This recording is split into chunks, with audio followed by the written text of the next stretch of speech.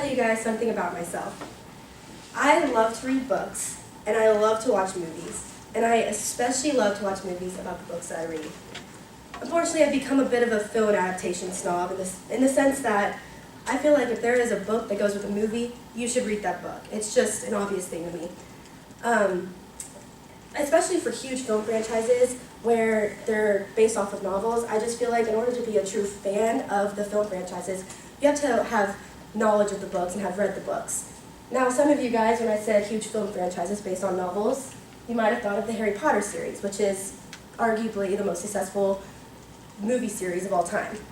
And quick anecdote, the other day I was hanging out with a friend and she mentioned that she liked the Harry Potter series, and I got so excited because we never talked about this. I was like, oh my gosh, I love them too, which one's your favorite book? And she was like, oh, I haven't read the books, I've only seen the movies. This was blasphemy to me. I was like, how can you call yourself a fan having never read the books? And she was just like, why does it matter? I've seen the story, I love the story, I love the characters. And this started making me think about why did I feel like it was so necessary to read the books to movies. Going back, I've always kind of thought that as much as I love that the films are based off of the books that I love, and as much as I anticipate them, I've always kind of thought that the movies take away from the books for this very reason, because people forego reading the books because they just think that the movies are good enough. An example of this is The Fault in Our Stars, which is coming out this summer, and it's one of the most anticipated events of my summer. This is my favorite book in the entire world, and those are two of my favorite actors in the entire world, and I'm very, very excited. But some of my friends are just deciding not to read the book, even though I'm telling them that they need to. And because they're like, oh, I'll just wait for the movie. And to me, this is just heartbreaking because this story is so beautifully written and it's so touching and just powerful that I feel like even if the movie is phenomenal, you can't get the same experience as you can through a book. So books and movies, my two passions. But still, I think that the movies have a little bit of a negative influence on readership for the books. But is this really true? Is that really happening? Is readership declining because of books? No, it's not. Here's an example. Perks of Being a Wallflower, movie came out in 2012, was really successful. The actual novel was written in 1999, and because of the movie, the novel has been on New York Times bestseller lists ever since the movie came out. This can be seen all over New York Times bestseller lists.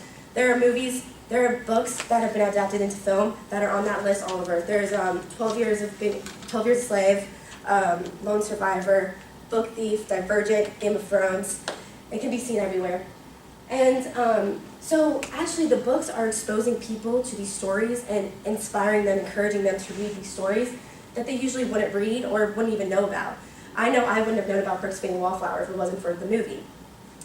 And also, even if you choose not to read the books, at least these people, like my friend, are being exposed to these characters and these stories, and at least they're being able to experience the things that I get to experience through the written word. Some of these really important stories: Harry Potter, as I mentioned, Lord of the Rings, Game of Thrones, Pride and Prejudice, which actually, because of the movie that came out in 2004, 21 printings of the book was made. This book was written over 100 years ago, and people were going out to read it because of this movie. And surprisingly enough, the Bible.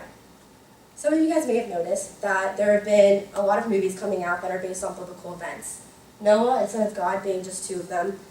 One of the most famous ones, The Passion of Christ, was very successful, and it paved the way for movies like this to be made.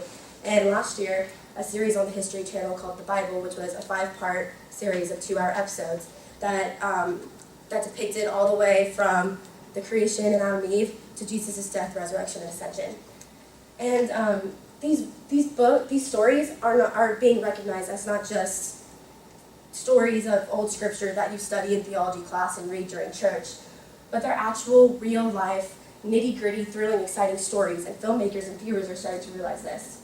In fact, many more biblical movies are starting to be put into pre-production. Will Smith wants to make a Cain and Abel movie. Sony wants to make a David and Goliath movie, and Warner Brothers wants to make a Pontius Pilate movie. So why is this trend catching on? Why are people finally starting to want to watch these movies, or why are filmmakers wanting to make these movies?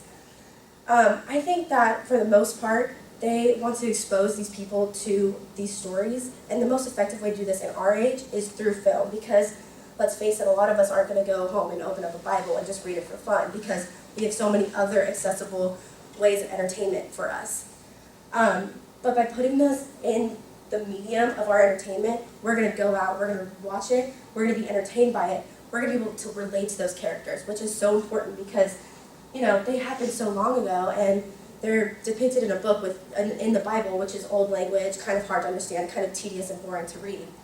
By putting it in a movie, we can relate to Noah, we can relate to Jesus, we can see the situation that they're in, we can feel like we're part of the world that they're in. Movie Guide talks about how movies have the ability to affect viewers, to make them want to motivate them to change their views, to make them feel things. And the movies that are based off of biblical events are doing just that. Theologians say that there have been three stages of communicating the gospel. There was the actual acts of Jesus. There was the oral tradition of orally passing on the stories by word of mouth. And then there was the actual writing down of the gospels. I believe that right now we're in the fourth stage, which is by visually representing these stories through movies and through television.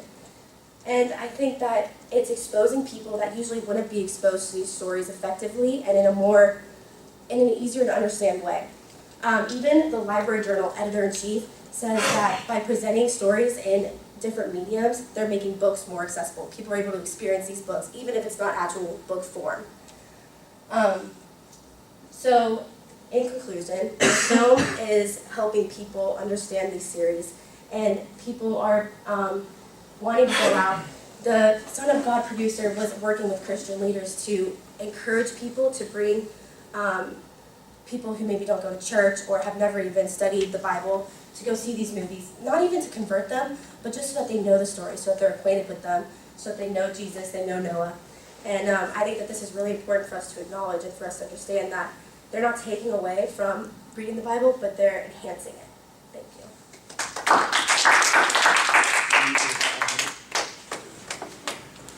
Was that long enough? Oh, okay. Oh. 7 minutes, just about exactly. This works.